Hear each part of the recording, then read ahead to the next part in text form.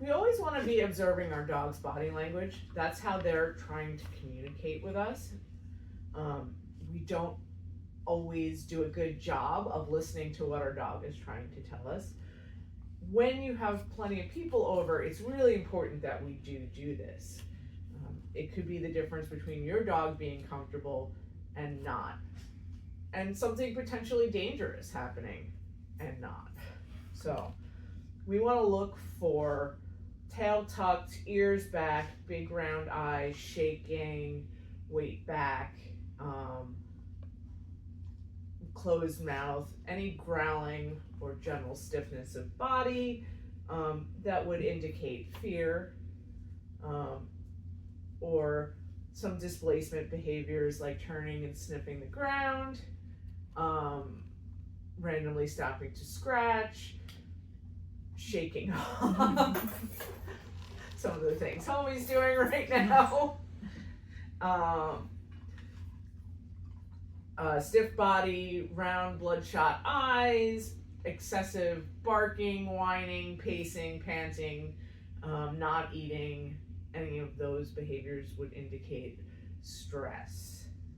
And if you're unsure and you think your dog is like begging to go out, give them time. They don't have to be part of your Thanksgiving meal.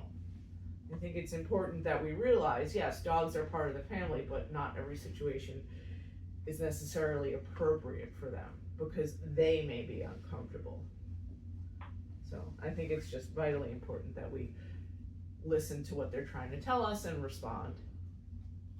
Tips for dog owners to keep their dog occupied during Thanksgiving dinner are setting up a safe space for them, like a crate or another room. Give them plenty of enrichment items in that room. So puzzle toys, slow feeders, snuffle mats, lick mats, Kongs, other chewable items, toys. Load it up with enrichment and things they can kind of choose to engage in while you are doing all of your entertaining, your cleaning, your meal prep. You know, times where your dog might be uncomfortable or they might have you, or they might be in your way, like cooking. So keeping them in their own space where they're safe and comfortable is very important. You know, making sure that you have a lot of enrichment out for your dog. It can be a really, you know, upbeat kind of stressful environment, even for dogs that are comfortable with people. So, you know, Kongs with peanut butter, longer lasting chews, some stuff that we make here like the paper towel rolls with some treats in them, some plastic bottles if your dog's not going to ingest the plastic bottle, with some treats and some peanut butter. Just giving your dog an alternate thing to do versus just we have to be with the people all the time. So one way to keep your dogs from easily darting out of the door on Thanksgiving, since a lot of people have a bajillion people going in and out of the house, and a lot of our dogs get excited and want to go see what's outside, right?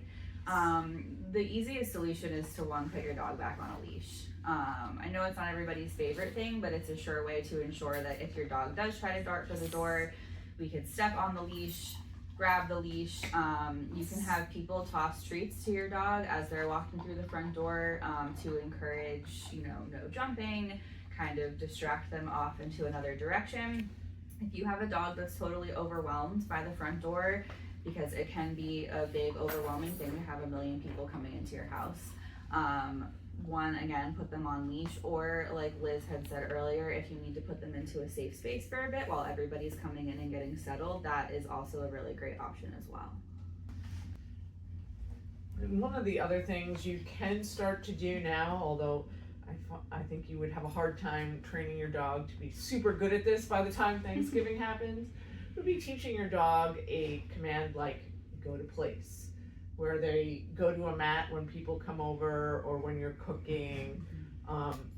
This way they have a place to go to, and they know when they're on place they're supposed to sit and stay, and not rush the door and jump on people, or rush the door and run out and, you know, greet everybody in the neighborhood, or jump up on the counter or the table.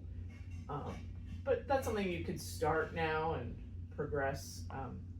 And next year, you'll have a really well-trained dog who can go to place when people come over. Cats. Your cat may want to be part of the action, or they may want to run away and hide someplace. Every cat is going to react differently, just like every dog is going to react differently to, meals being cooked, cleaning, people coming over. Some cats really enjoy being part of the action, some don't. Again, with your safe space, set up a room for your cat where they can have plenty of options to hide, perch, and enrich their lives with interactive toys or puzzle feeders, scratching posts, plenty of things for them to do in that space.